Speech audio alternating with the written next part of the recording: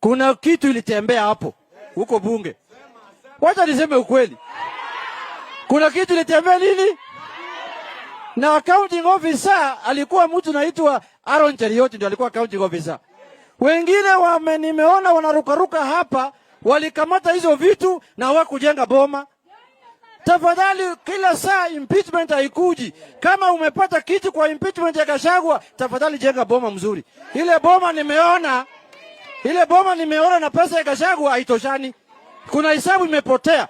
Mambo ya kuharibu pesa yako na watu yellow huko Nairobi. Unapeana pesa kwa yellow huko Nairobi. Lete pesa hapa chini bwana. Tumeelewana? Wale wanajua ile kitu mimi naongea wanajua.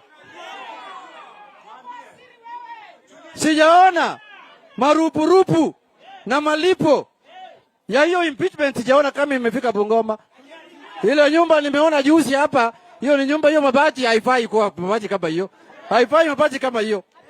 Jambo la pili,